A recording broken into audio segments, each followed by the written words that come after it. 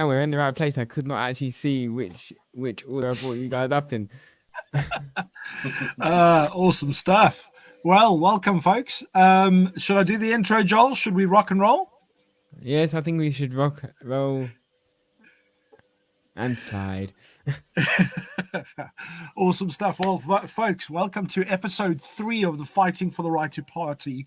And today our subject and topic is inside the world of neurodiversity. This is definitely going to be a conversation to stick around right to the end, not only to learn about our special guest, but also to learn some of the things that will definitely creep out in this conversation that hopefully will be of benefit to each one of you listening. So our special guest this evening, Simon Preston. Now, I know, Simon, it says on your LinkedIn profile, Simon Preston, MBA, but there's a whole lot to this man than meets the eye, because not only is he the Director of Neurodiversity in Education, CIC, he's also a doctoral student busy doing his thesis at Oxford Brookes, and also the Director of Embrace Neurodiversity Limited. And then a few other things to his hat as well. He wears multiple hats, so it's going to be a fascinating conversation. Just a little bit of background: neurodiversity in education is in the forefront of championing diversity in human brains.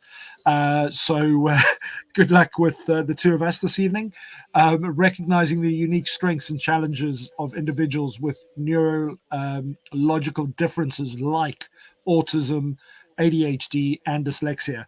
Unfortunately, I can only tick 2 out of those 3 boxes, but hey, it's a start. So with that, and our founder, Joel Felsenstein, who founded RockstarX as an organization for neurodiverse individuals, as a neurodiverse individual, and having faced a lot of his own challenges on his journey, wants to make sure that we are educating people about neurodiversity and teaching people how to communicate in a much better way, but also offer opportunities for neurodiverse individuals, and also make sure that the right support and structures are in place in order to be able to make sure that neurodiverse individuals also get an opportunity to succeed, whether that be in personal relationships or out in the business world as well. So what I'll do is, Joel, I'm going to hand over to you to give us a couple of bits of intro as to why and how you came across Simon before we go to the man of the hour himself. I think Simon will have to help me out with this one. It was through LinkedIn. It wasn't through any other platform. Most of my connections on LinkedIn, until I met you, Mac, was basically friends from Facebook, and because I thought it was a normal social media channel. But how met Simon? How did I meet you, Simon? I think you noticed something I posted on LinkedIn, and then you just got in touch and explained to me. Did he stalk you? No, not at all. It was, but he did send a really polite message, just asking if I want to get in touch and have a chat, and it's just kind of gone from there, really.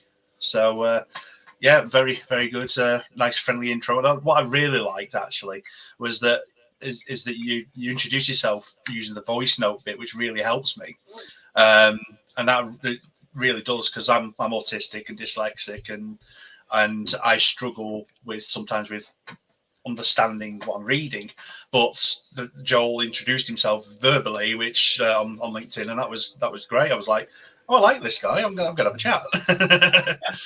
Yes, Mac. But how long were you trying to get me to do that, Mac? It's it's a learning process, and this is the beauty of this wonderful platform that a lot of people have misunderstood. But it gives us the opportunities to connect with like-minded people, start conversations, and as my motto always goes, you never know where a conversation may lead. So kudos to you, Joel, for using the voice notes, and for Simon. I'm now working my way up to the video ones, but you're gonna have to probably keep prompting me until that happens. Hey, it's all a journey, man. It's all a journey. Excellent stuff. So Simon, I've got several questions for you, and I don't want to kind of dive too deep too quickly and give it all away. Somehow I think you will anyway. Yeah, probably. But before we start with how you got into what you're doing now, you already mentioned that firstly you're dyslexic and you have autism. Is this something that you've known all your life, or is it something that you found out later on in life? How did that come about? Well, I first discovered I was dyslexic during the first couple of years at college, and it was because of a chemistry teacher who noticed that I was getting letters mixed up and things like that. I think she might have been a bit more worried about me making some sort of dangerous chemicals combination, I think. But either which way, she noticed I was really struggling with that, and then she suggested exploring if I'm dyslexic, and I did from that point, and got a diagnosis with my first year at university, and that made a difference. And it also made me realise that dyslexia isn't just about being a reading difficulty. There's much more to it, like most of the time.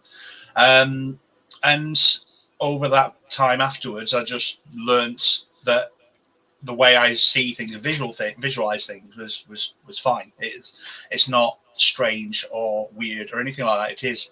It's fine for me, and it's completely has its uses, it has its strengths. And I discovered that more as I went through my career as a teacher as well, and I was able to see systems quite well and understood how structures and things like that.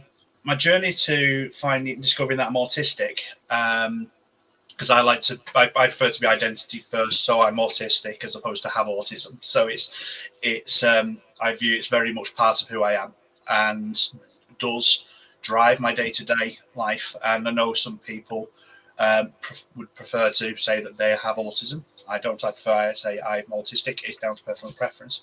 But I discovered that in a little bit more of a under a much more challenging circumstances, because in 2010 I suffered the loss of my daughter.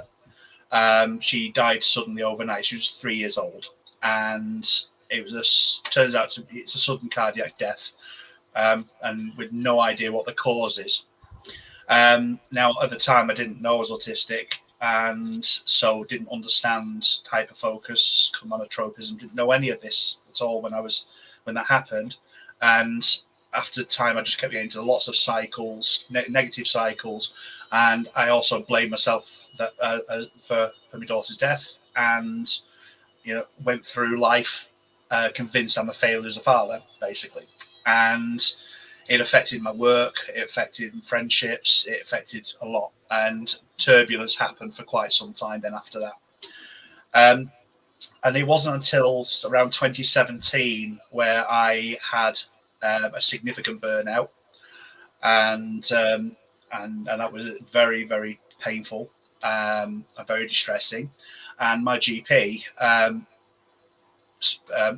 picked up that over all that time, and the way that I went into a burnout, I was showing the traits of being autistic. So he suggested for me to saying that might be worth exploring. So I did. And at that time, I didn't know a lot about autism at all.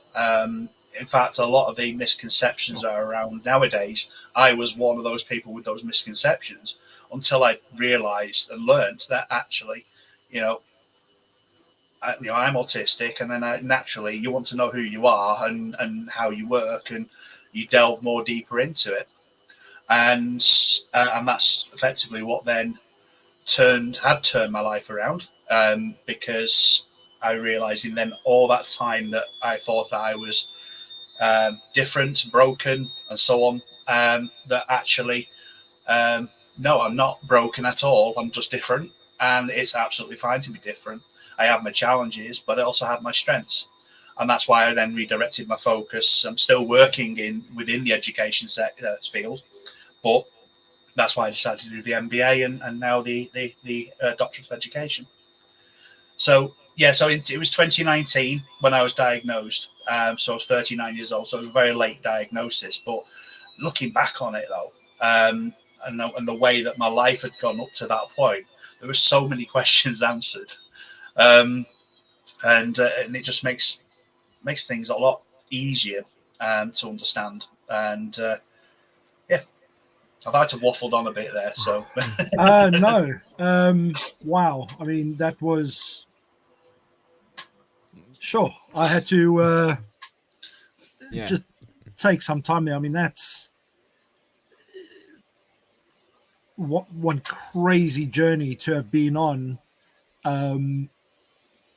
and as you say, you only diagnosed in 2019, and to have had to go through this trauma with your daughter.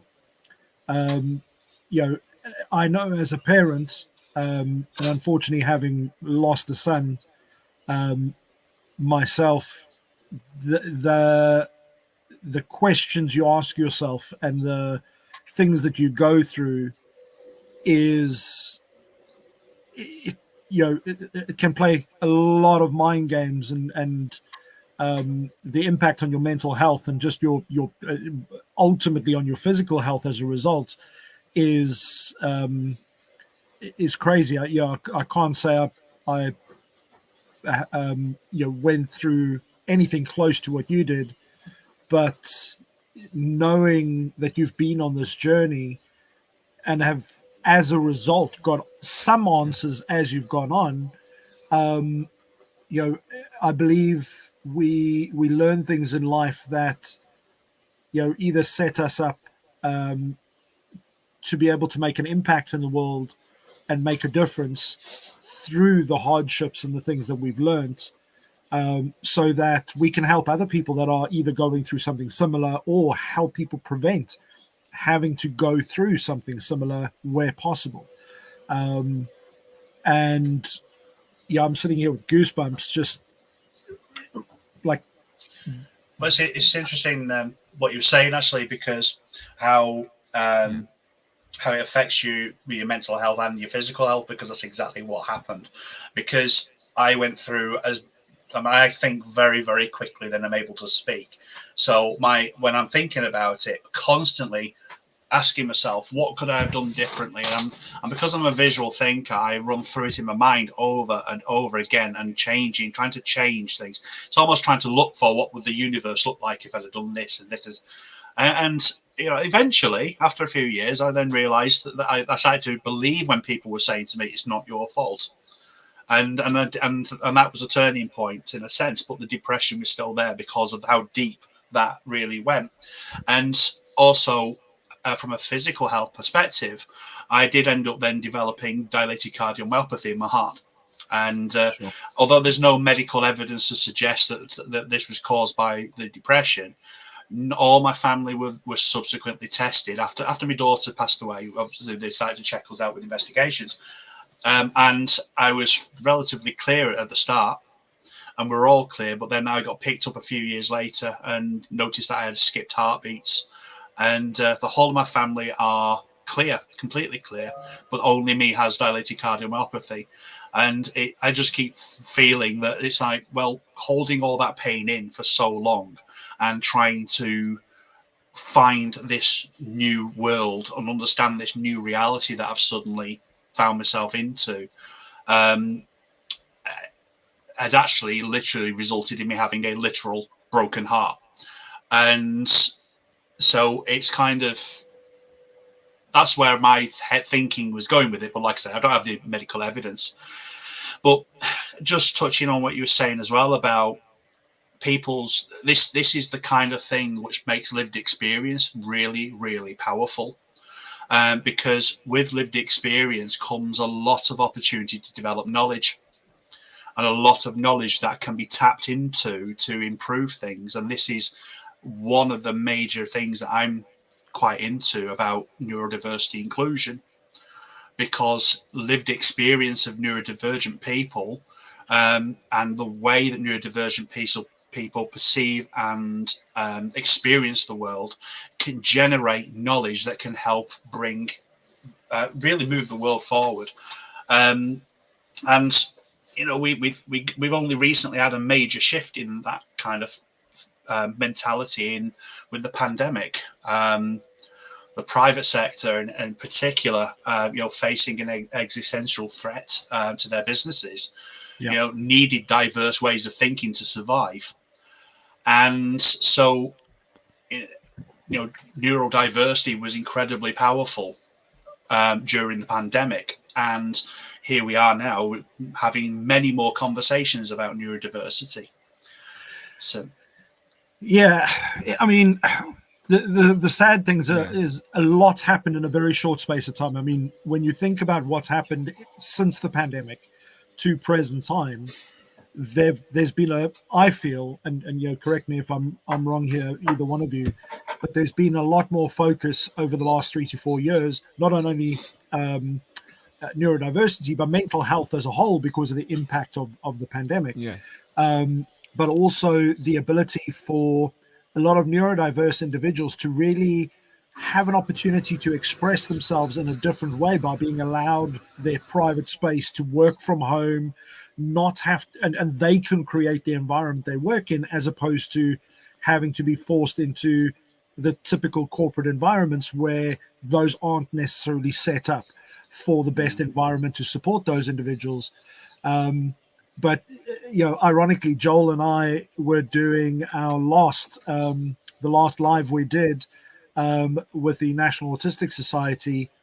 That was on the Monday, and I think on the Friday or the following Monday, it was one of the MPs went into the Houses of Parliament to talk about autism specifically. Yeah. And and he it was almost like he got hold of our script and our conversation, and he kind of read it out about the statistics and what's going on, and for me that was like, wow, okay, these conversations that we've been having for like over 2 years are finally starting to reach the right people. Yeah. But it's all about exposure, because at the end of the day, as you mentioned, Simon, you only got exposed to or found out in 2019 when you got diagnosed. But the reality is most people, unless they personally come across it or they have a family member that's impacted by it, most people haven't got a clue. I mean, we've done interviews with some pretty impressive, really bright people internationally. And when we mentioned the word neurodiversity, many of them had never heard the term. Yeah. And this was only like 18 months ago when we had this conversation. So the reality is we're in this opportunity right now to really start making a difference. So I guess the question that comes to mind is, why are you got diagnosed in 2019? Yeah. It's only been 4 years. What's made you so passionate about making such a big impact in such a short period of time, setting up your CIC, doing all this research, doing your thesis? You're all hands on deck. It's not something that you just kind of having a conversation about. It's something that you are pushing forward on as a serious mission.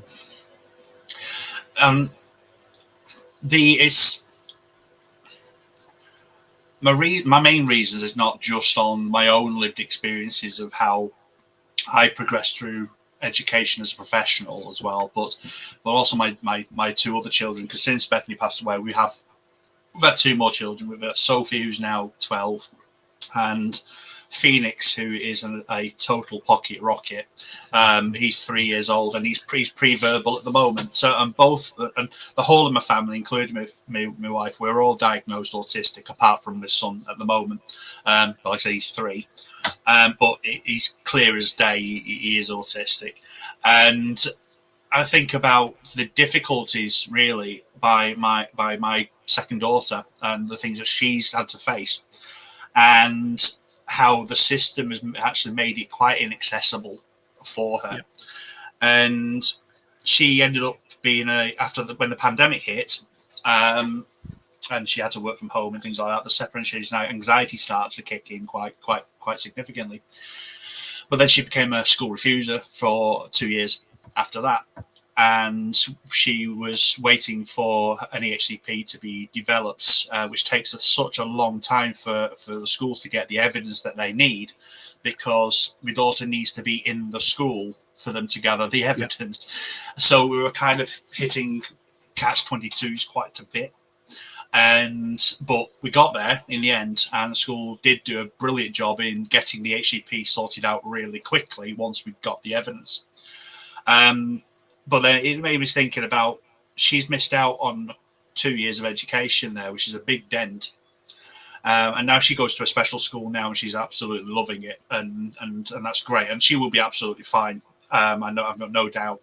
But I just think about, that's one child, and all these other children that I see, parents in Facebook groups and so on, all really getting distressed about the attendance question and so on. And some of the things I hear about the approaches of different schools take towards trying to encourage parents to send their children to school. And I just think there's not a lot, there's nothing there for that group of children. There's things there for children who are about to get excluded or permanently excluded. By that point, they're already going through a lot of distress. So the damage is already being done at that point. But there's nothing for the group of children that are not attending the school because they are absolutely crippled with anxiety or find school very inaccessible. And unless they have an EHCP, they're in trouble. And I just think that, that needs to improve within the schools. And it's difficult for schools. Don't get me wrong, I'm not attacking schools here at all, because I completely understand the macro pressures that the schools are under. And that is having a significant effect on the capacities of schools to be able to do things like have a conversation about this. And so this is one of the aspects of neurodiversity in education, CIC, that we're looking to be developing, is the in-school environments for neurodivergent children, in particular down the quality of teaching and learning. Because quite often, because of time pressures and the pressures that teachers are under, lessons tend to get planned with neurotypical people in mind. And then differentiation tends to then be bolt-on activities. And that's more about integrating rather than including. And so it's kind of, how do teachers get together to be able to have a conversation around how lesson planning can be more inclusive by looking at the needs first, and look at the classroom dynamics first, then look at how you deliver the subject content, rather than plan your content and then try and fit the students in. So that's something that we want to try and get that conversation going. I've got a bit more. So I'll let you finish, and then I'll jump in. But then there's also actually a really massively overlooked aspect, and that's the workforce. Because schools are so heavily focused on and are directed to by the macro environment, that they have to get everything right for all the children.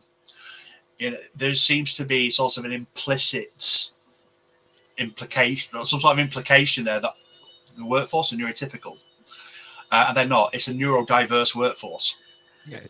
And there's not actually a lot of research at all that's gone into the inclusion of neurodivergent educators.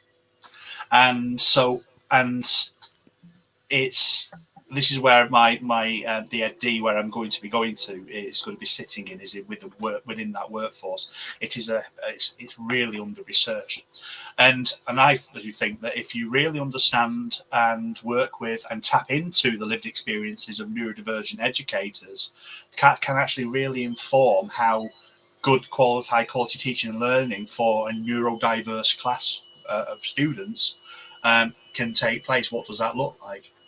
And so it's not generally about the students really as a leader. It's about your educators. And it's like what Richard Branson says, isn't it? About, the clients do not come first, the employees do. Take care of your employees and they take care of the clients. And it's the same thing in education. But I think that can be somewhat forgotten sometimes. Well, I think the challenge that we have is we're working in a very archaic education format. Yeah. If you look at our education system, sounds like an airplane's about to take off somewhere. Oh, that might be the washing machine. Sorry. No, that's all good. Hey, we're all working from home, so tonight anyway.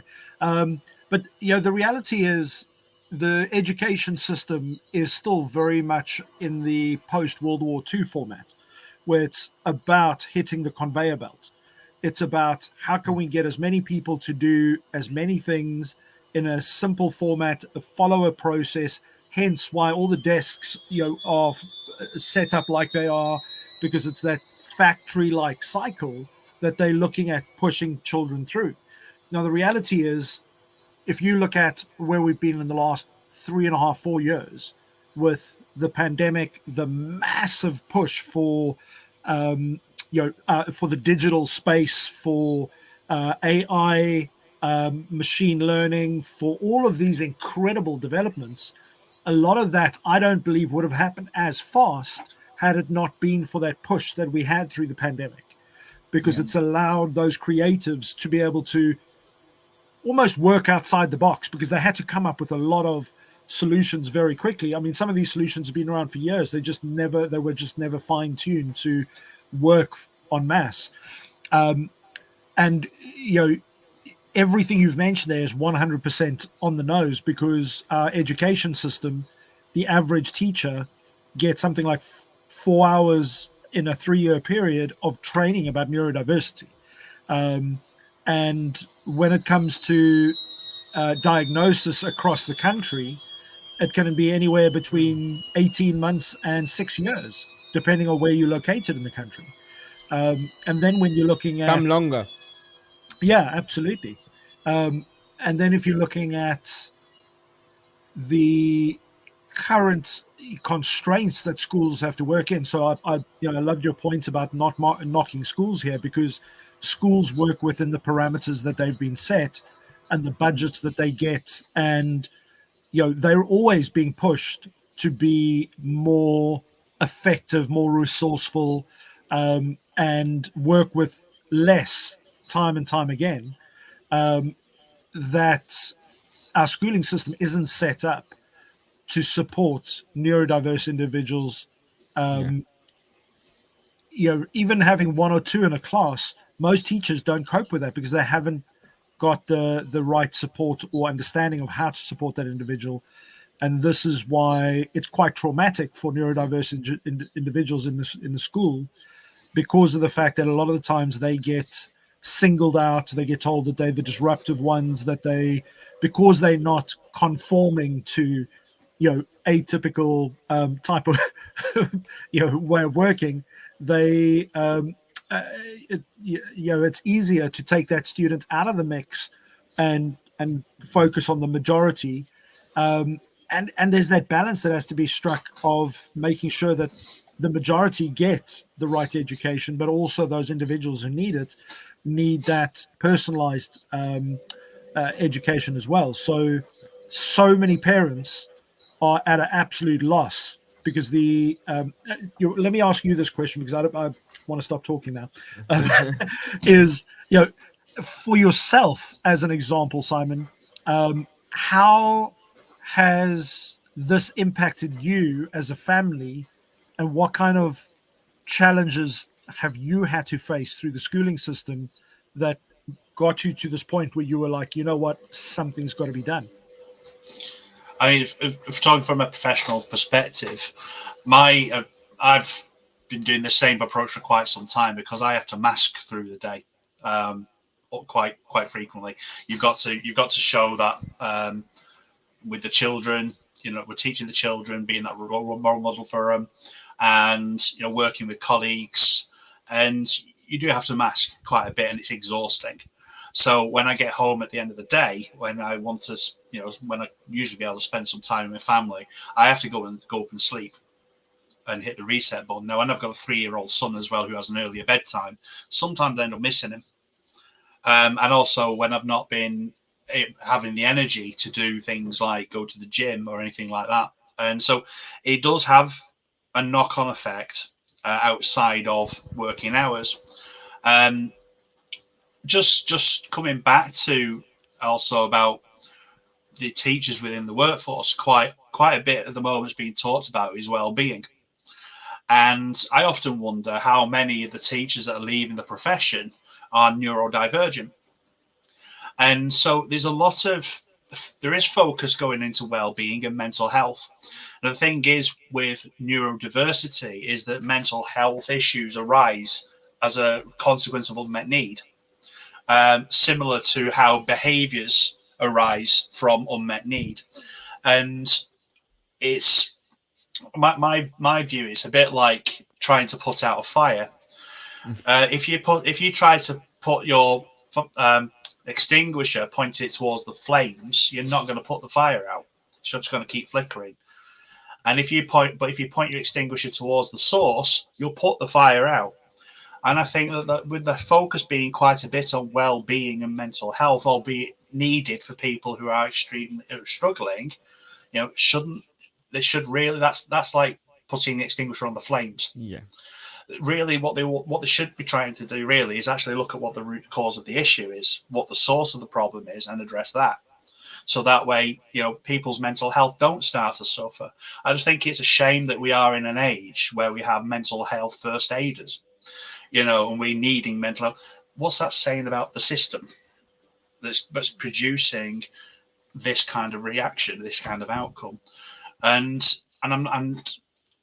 I don't think that schools are not really given much time, like you said, to really focus on these kind of things, because there's such pressure on, in particular on head teachers, massive pressure on head teachers, to perform with the changing landscapes and new Ofsted ideas, new inspection frameworks, new this, new that, and they're going to have to get all that, and then that's when neurodiversity starts to sort of be a bit lower down. And if it's just that it's a shame it's just ended up that way, you see, and that's why I think a lot of people are leaving the profession, because it is, they feel overworked, really struggling, and ultimately it's a mental health preservation decision. And it's interesting that a lot of people I've got no stats on this, so this is completely speculative, but how people who are leaving the profession are interestingly starting their own businesses. And it's also known, isn't it, that people who have their own businesses, the large majority, are actually neurodivergent. It's because they can be their own bosses. And so, they will look after them and they will meet their needs. Mag, you're on mute.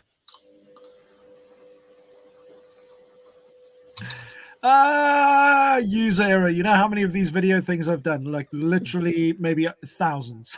And I still make this schoolboy error.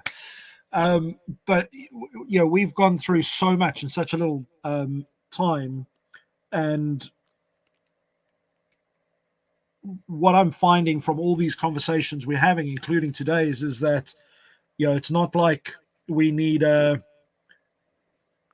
minor few tweaks. It's like the schools. It's a major shake-up, it needs a hard reset.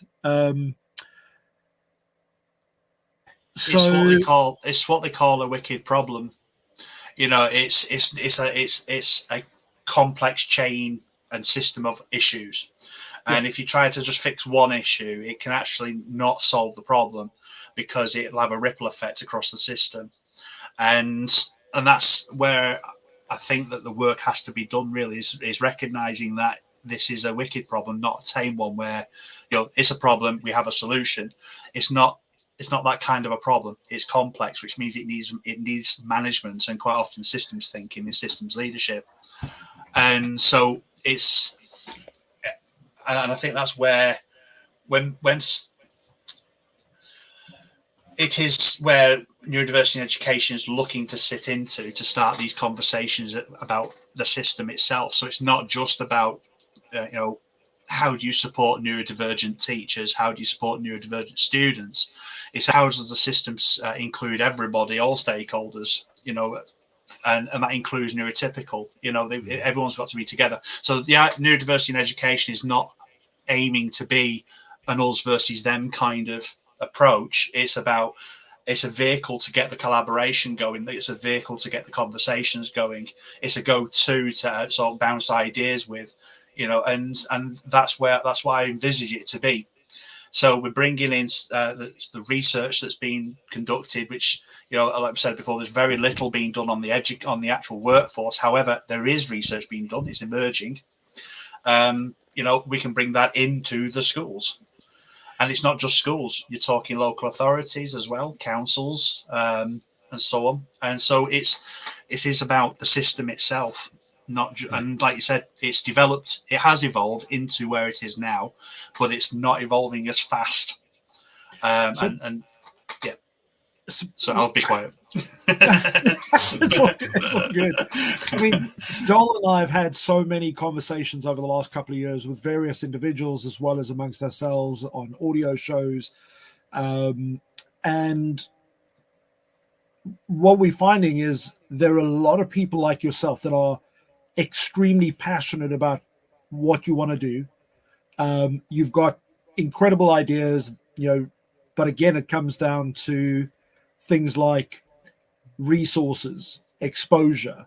And what we're finding is there are pockets of organizations like spotted around not only the UK, but around the world where people have gone, okay, we can see that there's a better way of doing it. But because there isn't almost like machine learning of the global pods of knowledge and pockets of knowledge that are out there, the learning is taking longer than what it could or what it should. Yes. And, through, and I curse Joel sometimes because he this guy's got no off button. No, neither do you. Yeah, this is true. But the focus is so, he's hell-bent on making not a little ripple, like a tsunami wave of a difference in the neurodiverse conversation, but, giving us the ability to, the more noise we make, the more people we speak to like yourself, that there is a global exposure, the better we can start somehow tying all these things together for collaboration. And that's where the magic happens. So, tell us a little bit about what you've seen as the opportunities. You've touched on it slightly, but with your organization, the one that you've just started up, the CIC, tell us a little bit more about that, with regards to, is it local focus, is it national focused? How are you starting the wheels kind of turning, and how can people help make that journey easier for you? So with neurodiversity in education being really, it is at the start really, and at the moment we've building our board of directors up with people who have the lived experiences of being neurodivergent, and also those that they actually know the education sector, the education field itself, because it is a very different field than people might think. Yeah. And so having that insider knowledge of the actual field itself is really crucial. And I've had absolute pleasure talking to quite a few people who have contacted me on LinkedIn about becoming a director, and some of the ideas that are coming up with, and hearing their stories too. And there's some similarities there. It's kind of making me feel now that actually what has been to get our collective, and I don't mean ours as in just directors, but all neurodivergent individuals that work within stakeholders within the education system, to be able to share that lived experience, because that can paint an objective picture for policymakers to sort of work with, really, to look at how things can be adapted. When I did my dissertation for my MBA, one of the key crucial things that I picked up really was how when you think about the strategic layers of an organization, a bigger one, So you've got your corporate level at the top, and then you've got your business unit, and then you've got your kind of operational level at the bottom. And how strategy is devised at the top, but because they don't necessarily have the experience of what it's like to be at the operational level at that moment in time, then sometimes strategy can be devised with good intentions, but go in the wrong direction. Whereas something like this, when I was doing some of the interviewing with some of the staff with the work within the operational level, quite often they do have solutions. They do have ways that the system can be improved at that institution, and so it's kind of what they need to do is to get that connection going, and that's where these employee networks are really, really effective. But then I think the other thing is that there's not a shortage of good intentions. I haven't met anybody within the education system that doesn't want to improve things. You know, they do want to improve things, but quite often there's a fear of getting it wrong. And there's a fear of sort of, oh, if I do this, this will happen. So and this is where the conversation is really important. This is where, I mean, we look at things like how do you turn good intentions into implementation, if I use the Ofsted speak, to make things happen, because without implementation, you're not going to get your impact. So this is where I looked at John Cotter's 8-step change model as an example, because the second step of that is to create a guiding coalition, which could be your employee network. You know, so you've already got that developer sense of urgency at the beginning that things have to improve for neurodivergent teachers. You know, there is a turnover of staff. There are teachers leaving the profession and TAs leaving the profession. You know, there's your urgency. So now develop your guiding coalition. And I think John Cotter's recommendation, 75% needs to be buy-in. Well, that would be 75% of that group has to have that lived experience, and also have somebody who's senior enough to have an element of power to be able to make changes and inform the corporate strategic level. And then the other steps thereafter. But yeah, if people are interested in looking into that, it's John Cotter's 8 steps change model. And he's got it's really good stuff. It is indeed. And ironically, I study change management within corporate, and it's a game changer once you understand what impacts each part of those steps.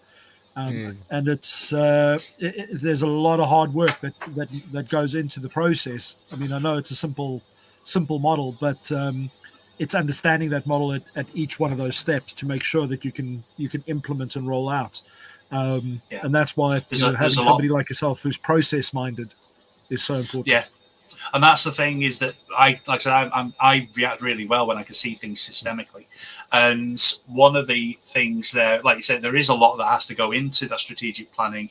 You've got to analyze your internal environment, your macro environment, and bring all that together.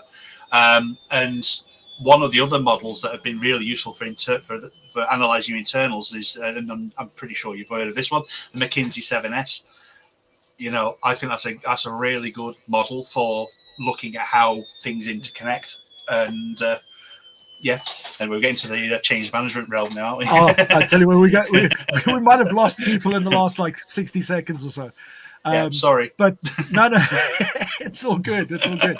But the beauty of that is if there are people that understand that and they know how to plug into that and how they can impact or help with that, those are people that definitely need to reach out to you as well, because having people that understand things like the education system and all its wonderful challenges, and where the best places are to start with that impact, because it impacts everything from knowing what changes you want to make. Then once you've done all that, you still then have to go and put a case forward to get funding for that.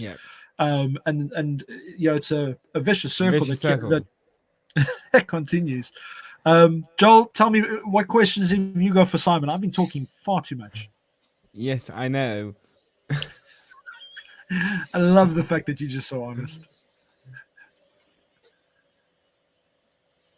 I don't know. My father used to be a teacher back in when the world slightly made more sense. Um, in a private school, but I used to also work there, and I could not believe how many kids I saw wandering around outside. Obviously, we know why. Um, during lessons because the system is broken, and also how many kids are also suffering from mental health issues and are being ignored even in the private sector with my father's school, and even with a school which you can pay £6,000 a term or more than that to be in. And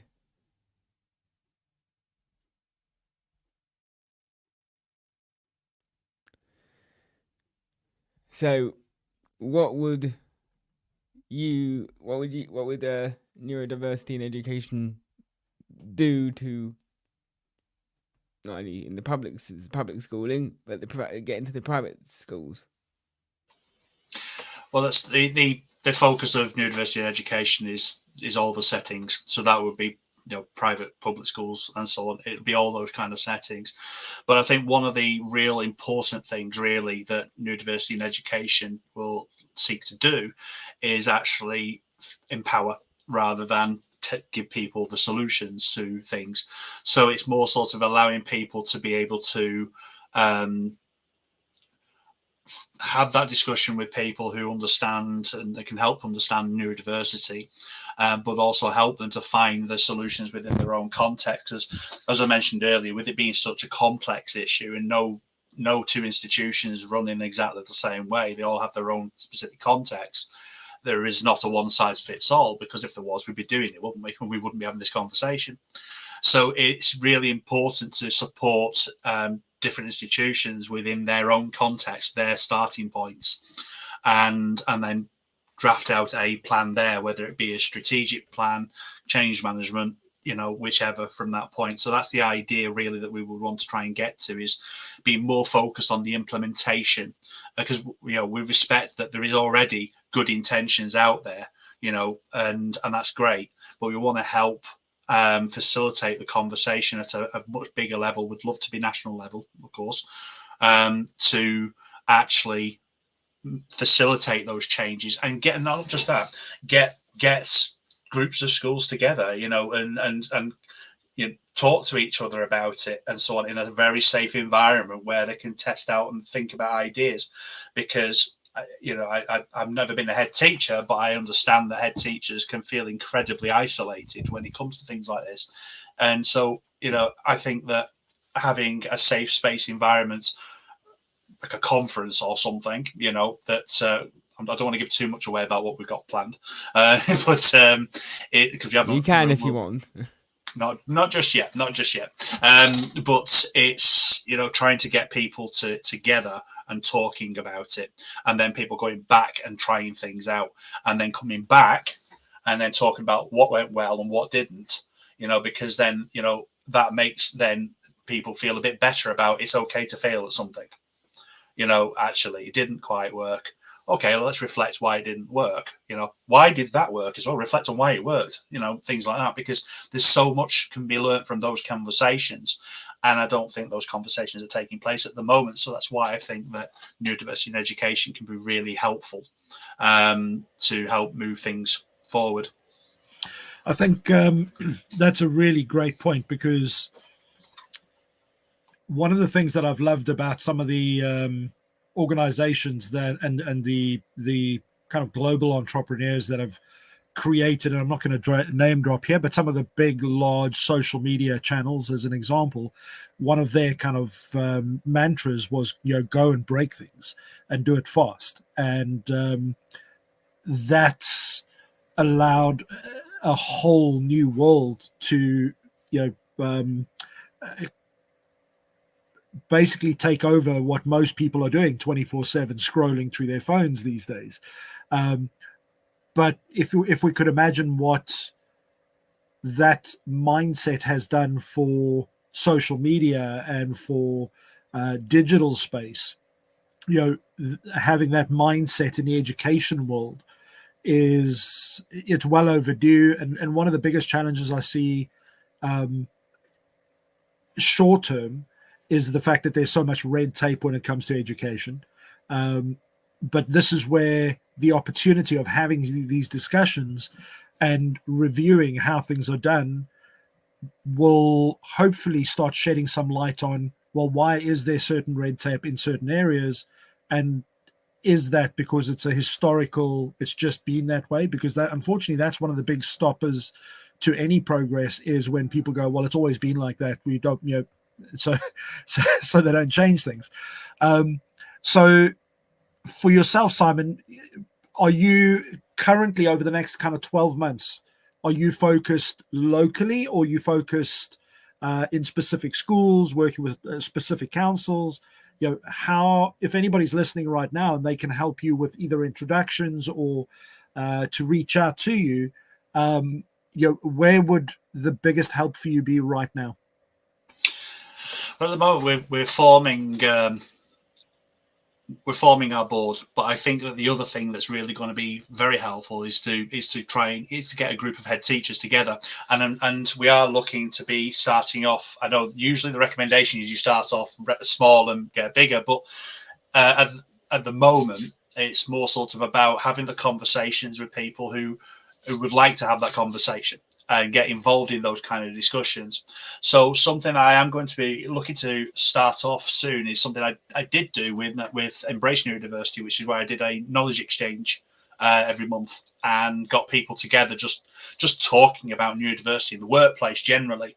And I think that having something there now as well that's similar to that would be a good start. So if there are head teachers out there, or people who work in councils, local authorities, multi-academy trusts, MPs, if anybody that wants to have that discussion about and how things can improve within the system and become really properly inclusive, I think would be a very good starting point. So that way, when we do start to get into conferences and workshops and things like that in the future, then we can get going a bit faster because we've already had these conversations. And we can tailor it to the needs as well. For sure. I'm conscious of the fact that we've got quite a few international people. Joel's following, I don't know why, but the US seem to love him. Canada seems to love him. So I think it's the accent. The accent. Who knows? Who might be acting in something soon as well. Anything's possible. But I'm conscious that I think right now, from what you're saying, UK-based introductions would be preferable, but I can see in a very short space of time how that will grow externally, because once we as the UK as an education system can have caught up, well, not necessarily caught up, but be open to that learning and that sharing of ideas, and once you start doing that, then all of a sudden, there's more flexibility to, hey, well, let's be open to what are they doing in the US? What are they doing in Africa? What are they doing in other parts of the world? So that collaboration can allow much quicker growth. Because I know there are organizations in Australia and New Zealand and Canada that already, they're also on the same kind of journey, but they may be, like, everybody's at different stages. Some of them are just trying to figure out how they can make a difference in their own school right now. Never mind the education system. And then Joel, who wants to make a global impact. Yes. I think together we can all, help that process. So I'm conscious we're coming up to the end of the hour. Wow, that flew past. I told you, Simon. It did. It did fly. Yes. I've got a couple of introductions, but they're more or less down. They're down here more because. Well, what I'm going to suggest, Joel, is let's ask our audience to drop in the comments. Anybody, just go and tag somebody that you feel could be worth having a conversation with, may be interested in this conversation, may be able to have an impact, or maybe you only know somebody that is a friend or family member who happens to be a head teacher. Tag them in the comments and say, hey, have a listen, see if you want to reach out to either Joel or Simon, depending on where you want to go, but Simon for this specific project, because I think the more we post this video and our interview, if you're watching this live or you're watching it afterwards, whether it be on Facebook or YouTube, being able to get hold of Simon. I'm going to ask you in a second what's the best way to get hold of you, but in the comments the conversation will continue. So if you have questions or you want to ask about anything specific, or you want advice and you just want introductions, please just drop those in the comments, and either myself or Joel or Simon will come back to this, and we'll be able to look at it and get back to you and direct you in the right direction. And who knows where this conversation may go. We might get somebody in 6 weeks or 2 months' time finally getting the thread to this, and then going, that's what I want to be involved, or this is something I can help with, or actually, how do we get that into our schools? So let's not limit this to our own conversation now, but let's see where this conversation goes. So Simon, how can people get a hold of you? Where's the best place to contact you? And if you're not already, if you're watching this event, go to Simon on LinkedIn. His name, he's one of the speakers on there. Go and follow and reach out to him on there as well. Simon, over to you. So LinkedIn, and also I've got the same name on Facebook as well, Simon Preston MBA, and so have a look on there, but also via email, so which is simon@embraceneurodiversity.co.uk, and that's probably is the best way to get hold of me, through the emails. Excellent stuff. Joel, if you could do us a favor and update the event information afterwards and just add his email in there and say, go here. But we could also drop it into the comments. Not that we want you spammed. We just want decent people getting hold of you, and see where those conversations go. Simon, any final words from you to those people that are watching and that can help with this mission that you're on? Well, firstly, thank you very much for sticking to listening to me for the last hour, and hopefully that's what I've been saying has resonated. And if you are a neurodivergent teacher or a parent of neurodivergent children, please be rest assured that myself and others, we're going to be doing everything we possibly can to work and get this system to be the amazing like it should be and can be. So thank you. Yeah, absolutely. Joel, final words? We're all trying to do that. Us, Mac, and Will are trying to